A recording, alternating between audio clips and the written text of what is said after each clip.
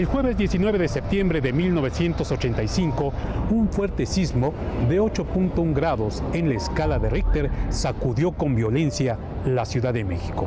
Eran las 7 de la mañana con 19 minutos. La ciudad tenía 10 millones de habitantes y todos se preparaban para el nuevo día que comenzaba. Entonces la tierra se estremeció por largo tiempo. 90 segundos terribles que marcaron la historia de la capital del país. Miles de personas perdieron la vida al instante y muchas más quedaron damnificadas. Gran parte de la zona centro de la moderna urbe quedó completamente colapsada. Ante la falta de un plan de protección civil, de inmediato los ciudadanos se dieron a la tarea de auxiliar a todo aquel que hubiera sido afectado por el movimiento telúrico, improvisando estaciones de auxilio y en muchos casos moviendo escombro a mano. A 30 años del gran sismo, Televisión Educativa recuerda este trágico hecho realizando este programa. Un memorial para las víctimas, un recordatorio para los sobrevivientes y un testimonio para sensibilizar a todos acerca de la importancia que tiene el estar preparados. Inicialmente dije, ay, bueno, otro temblor. Yo me empecé a preocupar cuando el terremoto se hizo muy largo. En esos momentos uno pierde la noción exactamente del tiempo. El tiempo como que se vuelve elástico, se siente como que pasa todo en cámara lenta. Y entonces, bueno, se me empezó a hacer eterno el movimiento. Traté de incorporarme y era difícil estar de pie, entonces, bueno, me senté otra vez. Y empecé a escuchar el ruido de los vidrios de las ventanas del Nuevo León que se estaban rompiendo, pero yo todavía no lo asocié a que el edificio se estaba cayendo. Pasando viaducto se veía una nube blanca, pensamos que era neblina y posteriormente nos enteramos que se habían caído unos edificios como la central quirúrgica y a expensas de este desplome se había elevado este polo. Por la avenida Reforma, ya nos empezamos a dar cuenta de la magnitud de ese momento, de toda la desgracia que estaba pasando la Ciudad de México en ese momento posterior al movimiento telúrico. El trabajo que yo realicé aquí básicamente fue apoyar a desescombro, a quitar pedazos de losas, pedazos de concreto con las manos. Tengo cierta habilidad con cuerdas y me dediqué en aquel tiempo a apoyar el descenso de víctimas y penosamente de algunos cuerpos que se iban encontrando. En ese momento del que yo hablo, se hizo un silencio total en el que ni los pájaros trinaban, ni los perros ladraban, ni los gatos maullaban, ni la gente hablaba, ni los coches se movían. Así como que algo hubiera detenido la vida en ese instante. Y ese ruido, más bien ese silencio, se rompió, en mi caso, por los gritos de los sobrevivientes que estaban pidiendo auxilio. Antes de las 8 de la mañana teníamos 3 comisiones de vecinos. Una que había estado buscando a los vecinos que sabíamos que habitaban en nuestros edificios, médicos y enfermeras, y pusimos 2 dispensarios. Otra comisión estaba, cada vez que sacábamos un herido, pues tomando nota del nombre, la edad, para poder informar a la familia, a los amigos cuando vinieran a preguntar. Y la tercera comisión era la que tenía la tarea más dolorosa, porque era cuando recuperábamos un cuerpo, tratar de identificarlo, a ver si alguien sabía cómo se llamaba. Al día siguiente, el 20 de septiembre, una considerable réplica azotó de nueva cuenta a la capital del país, lo que provocó el colapso de cientos de edificios que previamente estaban dañados. La población vivía envuelta en un ambiente de pánico. Entre escombros, heridos y muertos, la tragedia cubría a la nación. Las cifras oficiales reportaron que fueron 412 edificios los que resultaron completamente destruidos y 5.728 más con daños estructurales. Para sumar a este desastre, la infraestructura hospitalaria fue de las más afectadas. Se perdieron alrededor de 2.000 camas, lo que representaba el 30% de la capacidad total de la Ciudad de México. Lo que sucedió en el Hospital General de México fue el desplome de 2 estructuras, en las que aproximadamente murieron entre pacientes, visitantes y compañeros nuestros, casi 480 personas. En el terremoto se trabajó con mucha gente, muchos jóvenes, muchos bomberos, muchos policías. Entonces no había realmente una idea de formar una organización como la que ahora existe. En aquel tiempo éramos jóvenes que teníamos ganas de trabajar, apoyar en lo que se pudiera, quitando una piedra, jalando una cuerda. Había muchas labores que hacer, ¿no? Las mujeres, desde el momento de la emergencia, se incorporaron a actividades para la protección de la población, no solamente de sus familias. Vieron el tema del agua, de los campamentos, se sumaron también a los apuntalamientos, vieron el tema de los abastos y la construcción de campamentos provisionales. Las mujeres tuvieron un papel muy importante, no solamente a nivel de apoyo masivo, además incorporadas a marchas, a las negociaciones, a las gestiones, sino en todos los aspectos que podía recuperar la vida cotidiana de la población. Y así duró durante toda la reconstrucción. Las organizaciones, en su mayoría, en el día a día, la incorporación de las mujeres era absolutamente decisiva.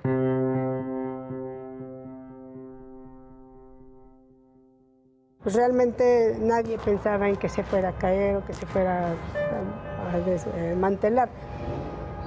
Resulta que yo no alcancé a ver el momento de que se derriba, ¿no? Porque yo venía todavía al trabajo, venía a trabajar, entrábamos a las 8 de la mañana nosotros como empresa. Y ese día entonces yo venía en el camión para llegar y fue sorprendente ver que muchos trolebuses estaban parados porque la luz se cortó, no caminaron. Y los camiones pues, nos empezaron a dejar más lejitos. De los 11 pisos quedó a un nivel de 4 pisos. Entonces sentó así. Y una de las cosas que siempre lo comento siempre porque era mes patrio. Y teníamos por costumbre poner las banderitas como en septiembre, ¿no? Y resulta que yo vi como una banderita así entre los escombros, se movía. Y dije, ahí está pidiendo auxilio. Eso fue lo que me rompió el corazón. Como a los 17 días encontraron a una pareja que yo creo que por el temor, por el miedo, por el susto, lo que sea, se abrazaron. Pero ahí se quedaron, porque el techo se cayó y los cubrió y ya no pudieron salir de ahí. Las cifras oficiales en ese momento contabilizan alrededor de 7,000 personas fallecidas. Años más tarde, el número aumentó a 10,000 muertos. A pesar de la destrucción, el ánimo no decayó y el espíritu de solidaridad del pueblo mexicano salió a flote para rendir frutos. Aproximadamente 4,000 sobrevivientes fueron rescatados de entre los escombros. Ahora han pasado 30 años desde aquel terrible 19 de septiembre y las cosas no son iguales. La cultura de protección y mitigación de desastres se ha introducido poco a poco en la sociedad. Aún falta mucho, pero el terremoto de 1985 ayudó a tomar conciencia de la fragilidad humana y establecer las bases para la creación del Sistema Nacional de Protección Civil. En 1985 no existía el modelo de protección civil, existía el área de bomberos, que era la atención a los riesgos de alguna naturaleza, pero ni la sociedad civil ni el gobierno en su conjunto estábamos con la conciencia clara de la necesidad de crear un Sistema Nacional de Protección Civil que se crea a partir del sismo de 1985. Lo más importante es primero la generación de un sistema que permitiera coordinar los esfuerzos de todas las entidades del gobierno federal. Se crea un Sistema Nacional de Protección Civil a partir también de la creación del Centro Nacional de Prevención de Desastres. La suma de ambos esfuerzos crea un objetivo y el objetivo era analizar nuestra vulnerabilidad como país. El ejército tenía el plan BN3, ahí es el que entraba inmediatamente a atender este tema. No había una visión de conjunto en relación con los desastres en general. Eso es el producto de la experiencia del sismo, precisamente. La experiencia de ese dramático sismo nos llevó a crear el Sistema Nacional de Prevención de Desastres, que ese lo hicimos en Gobernación. Un sistema completo para prevenir todo tipo de desastres, porque los desastres no se limitan a sismos, temblores, etcétera, son incendios, inundaciones, toda una serie de peligros que son variados, riesgos que son variados en el país. Otro de los elementos que surge de esa experiencia y del programa de prevención de desastres que, repito, se elaboró en la Secretaría de Gobernación fue la creación del Centro Nacional de Desastres. Ese es algo muy, muy importante porque en los análisis que hicimos en ese momento y después con la experiencia que deja, se analizó la necesidad de tener un centro permanente para la vigilancia, el análisis constante de los riesgos de desastres para prevenir, no solamente para poder atacarlos en el momento del desastre mismo y después, sino prevenir, porque eso se llama de prevención de desastres. El CENAPRED es un centro en donde se realiza investigación de muchos fenómenos. Estudiamos la parte de los sismos, estudiamos agrietamientos, estudiamos hundimientos, deslizamientos de laderas, pero en otros fenómenos de carácter hidrometeorológico, por ejemplo, los efectos que tienen los grandes ciclones que se convierten en huracanes, estos grandes vientos en donde también tiene que ver con la parte estructural, el comportamiento y la presencia de estos ciclones y transformación en huracanes. Otros de los aspectos que monitoreamos aquí es los volcanes. El CENAPRED está encargado directamente del monitoreo y vigilancia del volcán Popocatépetl. Fue un paso definitivo y importante porque pasamos de no tener realmente una estructura de este tipo, sino solamente la atención del ejército, que sigue siendo importantísima. El ejército como estructura organizada ha dado un gran servicio al país en todo tipo de desastres. Lo que pasa es que estaba solamente en el ejército esta responsabilidad. El Plan Nacional de Desastres hace que la responsabilidad sea de todos los funcionarios federales, secretarios de Estado, gobiernos de los estados, presidencias municipales. No contábamos con una ley general de protección civil que ya fue publicada y editada, y la norma misma, y ahora hemos hecho un ejercicio para que los gobiernos de los estados también homologuen a través de sus congresos estatales la Ley General de Protección Civil a la Ley Estatal de Protección Civil, que permita que haya una responsabilidad de las autoridades. Para la reconstrucción de la ciudad, tan solo en los sectores de salud, educación y vivienda se destinaron alrededor de 4,000 millones de dólares. El 21 de septiembre se creó el Fondo para la Reconstrucción de las Zonas Afectadas, el cual comenzó a recibir todos los donativos que venían del país y del extranjero. La supervisión de estas aportaciones quedaron a cargo de la entonces Secretaría de la Contraloría y del Colegio de Contadores Públicos de México. Con grandes esfuerzos, en una semana se logró restablecer el suministro eléctrico al 90% y 12,000 trabajadores del sector hidráulico revirtieron los graves daños de las redes de distribución de agua potable. El sismo también derrumbó algunos paradigmas, lo que permitió la participación e integración de ciertos grupos de la sociedad que antes habían sido excluidos. También la protección civil es un gran trabajo de estrategia, de coordinación, de liderazgo, y por supuesto que las mujeres estamos dotadas de todas esas aptitudes, además de que también podemos tener la fuerza física, por supuesto, ¿no? Pero sí es un sector complejo en el que cuesta trabajo ingresar como mujeres. Afortunadamente yo no tuve, bueno, sí tuve mis dificultades, pero creo que las fui sorteando de forma adecuada y no me significó, digamos, un problema el hecho de ser mujer. Sin embargo, sí veo que hay otros segmentos, digamos, del sector de la protección civil en las que no han podido ingresar las mujeres, efectivamente. Todavía nos falta mucho, aunque ahí vamos, ¿no?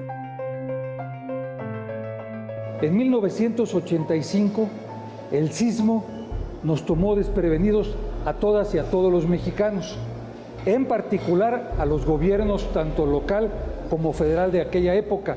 No había ninguna cultura de la prevención, no existía el conocimiento de qué hacer o qué dejar de hacer en relación a que se presentara un sismo de esta intensidad destructiva, y los resultados fueron catastróficos, como desgraciadamente ya lo sabemos, lo más importante en la pérdida de vidas humanas y también en pérdida enorme de infraestructura y de recursos materiales. Es muy importante decir que cuando se presenta un sismo de alta capacidad destructiva, un sismo intenso, la diferencia entre sobrevivir o morir está en estar preparados precisamente tanto sociedad como gobierno para enfrentar un sismo de esta naturaleza. Por decreto presidencial, el 6 de mayo de 1986, se establecen las bases para la estructuración del Sistema Nacional de Protección Civil.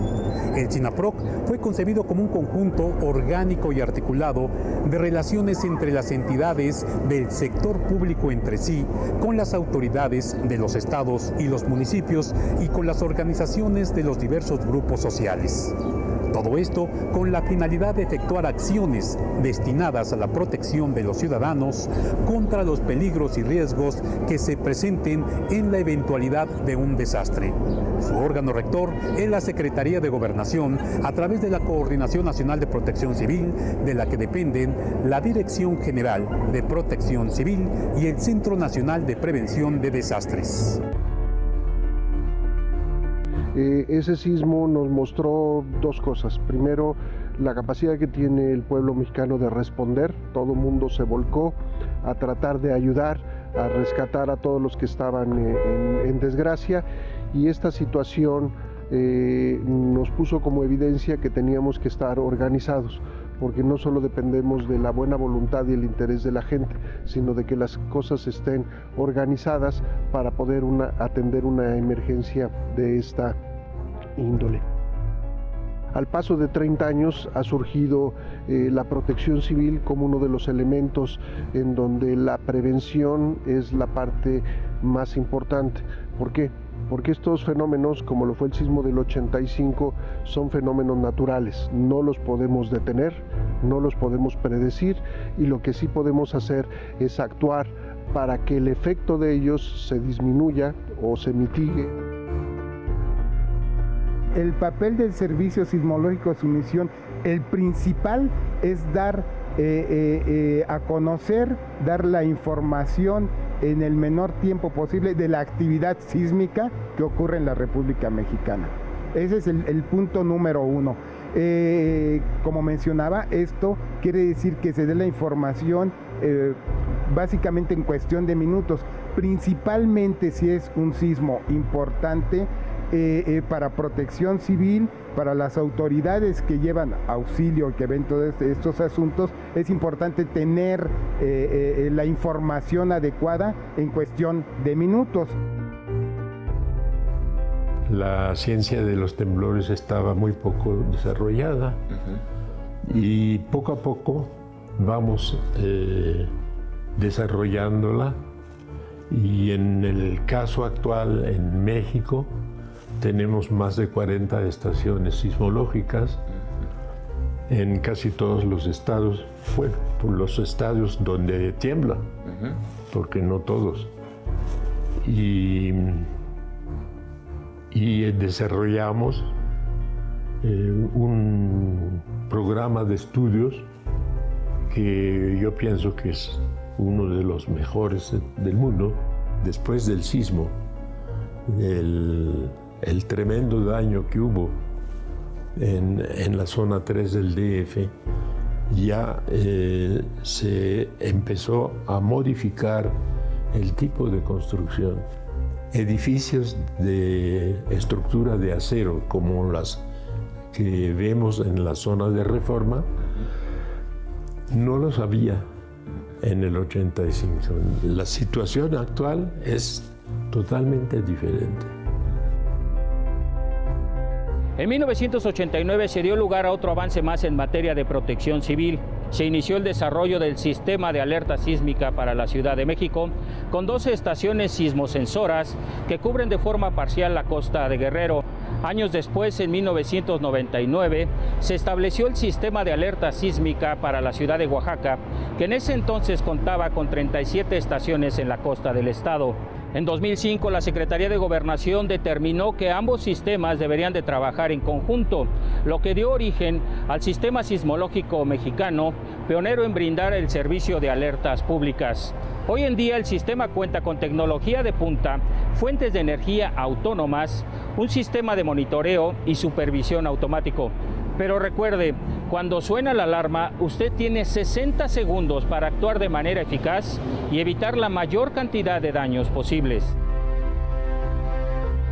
Estamos cada vez más preparados, todos los días nos estamos preparando, todos los días estamos preparándonos para imaginarnos qué podríamos mejorar en caso de que ocurriera un sismo importante. De hecho, durante este año, en lo que va de este año, se han hecho varias modernizaciones en cuestión de infraestructura del servicio para asegurar que en caso de un sismo importante no quedemos incomunicados y no podamos dar la información adecuada, y eso lo llevamos día con día mejorando los sistemas.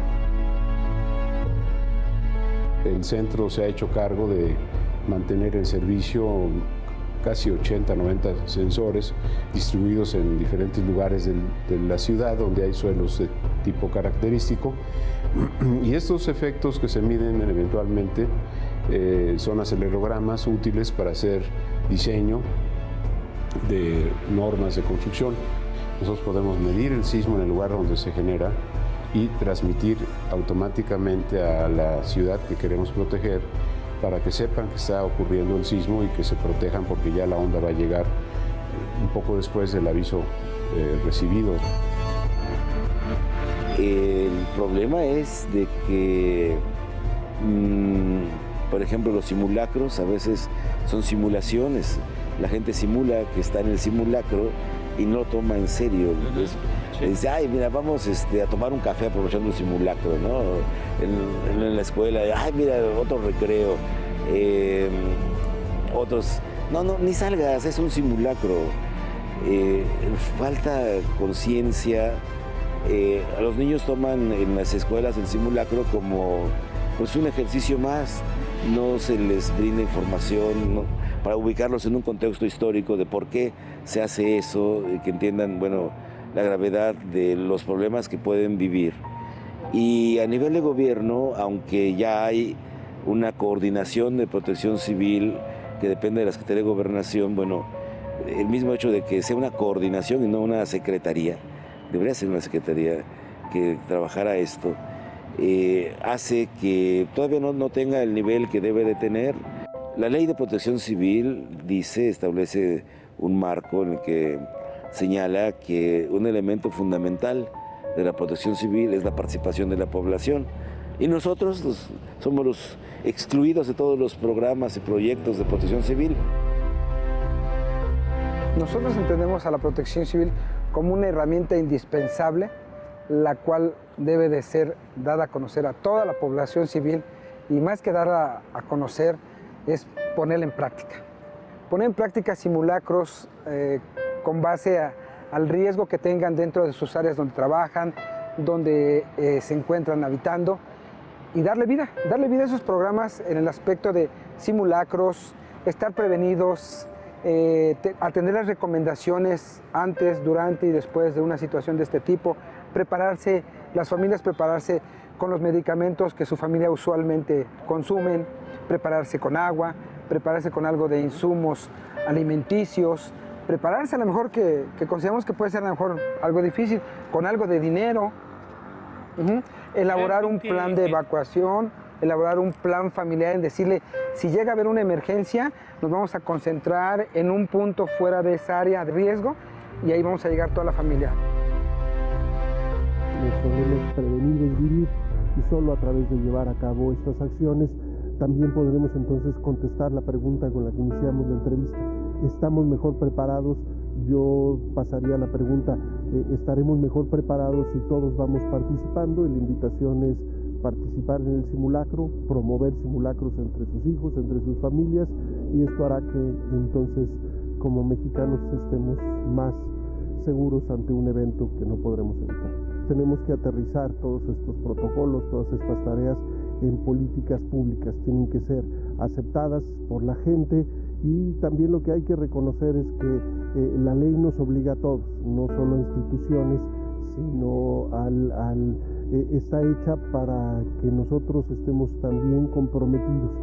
La atención de una emergencia no solo la pueden hacer las autoridades, queda rebasado, de hecho esa es la definición de un desastre, cuando un evento rebasa las capacidades de las autoridades o de la gente para continuar de forma normal.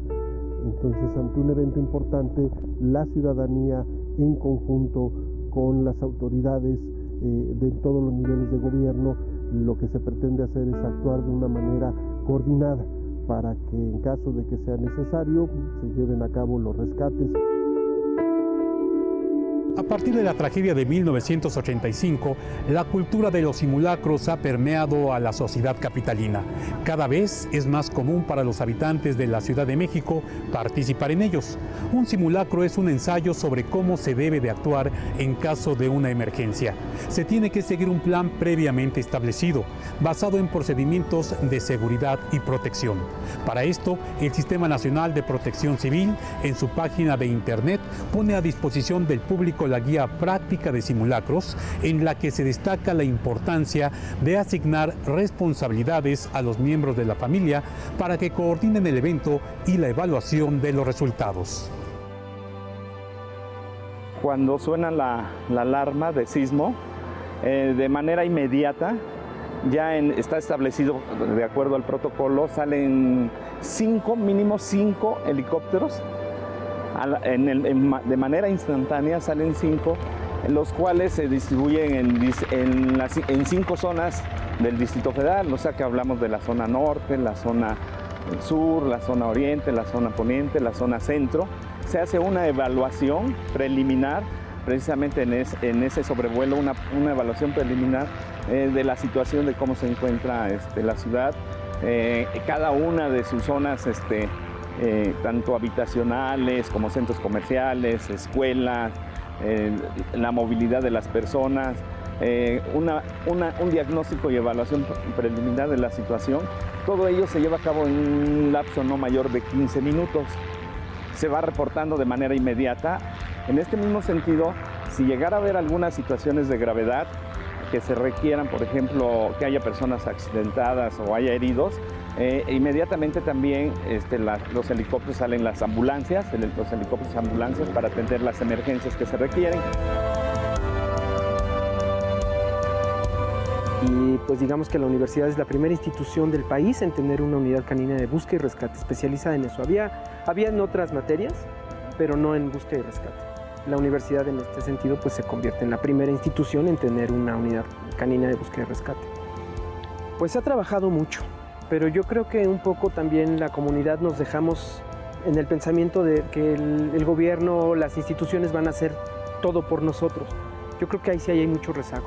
Mucho lo que es el ciudadano tiene que hacerse consciente de que la protección civil la tiene que empezar en su casa, con su gente, con su familia, con sus hijos, con su gente mayor. Ahí tenemos que hacer protección civil porque si nos llega un desastre grande, los primeros en reaccionar tienen que ser los ciudadanos. Son los que primero ayudan y ahí hay muy poca capacitación. La cultura de la prevención se encuentra presente en la población civil gracias a las acciones de algunos grupos organizados de la sociedad. Pero los mexicanos no podemos confiarnos ni bajar la guardia. Debemos estar listos para una situación de emergencia, porque la realidad es que seguirá temblando. En el 2012, con el apoyo del Gobierno federal y de la Ciudad de México, se instalaron 90,000 receptores en diversas aulas del sector escolar público del Distrito Federal. Esto es solo el comienzo. Hay que continuar por el mismo camino y estar listos. La protección civil es responsabilidad de todos. Muchos científicos, literatos, escritores han dicho que ellos pueden predecir cuando viene un sismo. Nadie lo puede hacer. Los científicos te dicen que las capas están guardando fuerza, que puede haber un temblor entre tal magnitud y tal magnitud. ¿Cuándo puede venir ese gran temblor? Nadie lo puede predecir, como no se predijo en Japón cuando llegó el tsunami después del sismo. Se predijo que podía suceder, mas no quería. ¿Qué tenemos que tener conciencia? Escuchar la alerta sísmica, escuchar los anuncios de radio y televisión, siempre estar pendientes para que en el momento que nos notifiquen que viene un sismo, nosotros lo evitemos. Un sismo de esas características va a volver a pegar en la Ciudad de México. Esto es un hecho científico. No sabemos cuándo, pero lo que tenemos que hacer precisamente es estar preparados para cuando llegue este momento. Los estudiosos en la materia han dicho que si una población está bien preparada en la materia, se pueden lograr el 90% de las pérdidas humanas se pueden salvar. Esa es la diferencia entre estar preparado y no estar preparado en materia de protección civil. A 30 años hay muchas mejoras y entre ellas está el hacer un sistema de alerta sísmica, valorar la posibilidad social y técnica en ese orden, y no hay que olvidar lo social, es lo más importante. Tenemos que convencer a través del apoyo de ustedes a la población de que hay amenazas de los temblores, son típicos de esta región del mundo y pueden regresar en cualquier momento. Si tenemos una buena norma de construcción o si tenemos un sistema de alertamiento, pues podríamos tener una vulnerabilidad menor. Y pues de eso se trata. Si se logra que las escuelas tengan alerta y que los maestros no descuiden el que se les debe de enseñar el simulacro, podrías pensar que tenemos una garantía para que a los niños no los sorprenda desfavorablemente un sismo grande. Tenemos una sociedad civil más organizada y más preparada para participar, incluso más especializada en distintos segmentos, desde la salud, los grupos de paramédicos, los grupos de rescate, los grupos de bomberos, en fin. Hay una serie de grupos sociales que han madurado a partir del y nacido otros grupos sociales que han, digamos, abierto la participación. Las universidades han hecho sus esquemas de participación y organización que invita a los jóvenes también a organizarse en este método. Institucionalmente, pues crecimos muchísimo, creamos el Sistema Nacional de Protección Civil. La ciudad es una ciudad que está hundiéndose, es una ciudad que está en peligro, todavía pueden llegar sismos muy fuertes. La vida sigue su ritmo y yo creo que lo que necesitamos es una protección civil más ciudadana, que no se quede nada más en el aspecto de los funcionarios y en los espacios de oficinas, sino que se vaya a revisar cada uno de los predios en donde se han convertido por la seguridad realmente en espacios de inseguridad para la cuestión de un sismo, porque se han encerrado las gentes, las rejas son algo espantoso, en donde si hay una emergencia, esa emergencia nos puede llevar a muchas muertes. La tragedia que vivió el país después del sismo de 1985 sin duda tuvo efectos importantes en la sociedad. Ahora existen en todo el país organismos de protección civil que cuentan con planes para prevenir desastres de gran magnitud.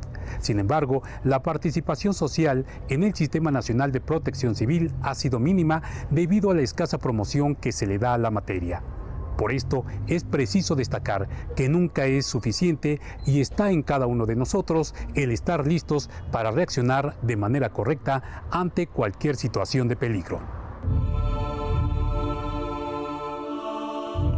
Haciendo una reflexión de lo acaecido en 1985, nos lleva pues a entender que el no conocimiento previo de este tipo de situaciones que son los agentes perturbadores que causan realmente daños mayores y que por eso se tipifican como desastres, es necesario tener un acervo que nos permita saber qué hacer o cómo comportarnos ante ello. La gran enseñanza es que la ciudadanía con visión pero además con una política de inclusión. O sea, no importa de qué partido eres, las familias en ese momento de la reconstrucción, las familias eran del PRI, eran del PAN, eran de la llamada izquierda, y las organizaciones las incorporaron a sus programas, las incorporaron en sus plataformas políticas y vieron por ellas.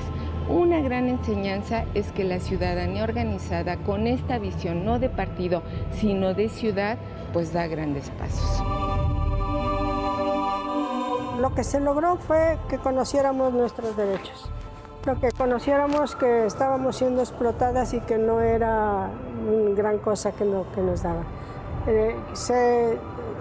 Eso era un poco. Lo que se ganó pues fue identificarnos, sabernos mover. La idea era incrementar el grupo de sindicatos, de sindicalizados. No se definió posiblemente porque hacemos a veces caso omiso o creemos que no nos va a pasar a nosotros. Entonces aquí debemos de caer en la conciencia de que esto puede suceder. ¿Cuándo? No lo sabemos. ¿Cuándo puede haber una emergencia mayor? No lo sabemos, pero que en su momento debemos de estar preparados, de menos con lo mínimo indispensable, que sería lo que hemos comentado, ¿no? Agua, alimentos, los documentos importantes, los seguros de vida, si es que se tuviesen, las cuestiones de los títulos de propiedad, cosas que fueran fáciles en algún maletín. Han sido muchas cosas las que se han aprendido desde el terremoto, pero las preguntas todavía quedan al aire. ¿Podrá la Ciudad de México soportar otro sismo similar al de 1985? ¿Está la población lista para actuar ante un desastre? ¿Qué tanto nos puede aportar la ciencia para estar más seguros? Según datos del Diagnóstico Nacional de Protección Civil, la realidad es que la población vulnerable y expuesta a un peligro cuenta con poca información para saber el riesgo en el que vive. Por su parte, la innovación tecnológica enfocada a la protección civil representa el eslabón con el menor crecimiento dentro del Sistema Nacional de Protección Civil, pues carece de políticas de largo plazo y de incentivos permanentes para el desarrollo y su vinculación con los programas de protección civil. Finalmente, es importante señalar que las instancias que se encargan de la operación de los instrumentos financieros para la gestión de riesgos, en muchos casos carecen de los conocimientos plenos para el procedimiento de acceso y sus alcances. Por todo esto, existe la necesidad de difundir instrumentos y sistemas ya existentes, así como los medios para acceder y operar mediante cursos de capacitación, talleres y demás medios de difusión. La protección civil debe ser democrática y para eso se requiere la participación ciudadana. La población debe de acercarse a las autoridades de protección civil de su comunidad y preguntar por sus responsabilidades. Por el otro lado, las autoridades deben dar prioridad a la difusión de medidas para mitigar riesgos y a la capacitación para tener una reacción certera y evitar pérdidas humanas. Está en nosotros estar protegidos, no lo olviden. En lugar de conmemorar nuestra experiencia, pensar que hay una generación de jóvenes que no lo vivió. Entonces, tenemos que aprender, tenemos que crear una nueva manera de contar esa historia. Porque la historia de la autocelebración y la autocompasión y esta de la emergencia de la sociedad civil, yo creo que ya se agotó. Tenemos que pensarlo de otra manera.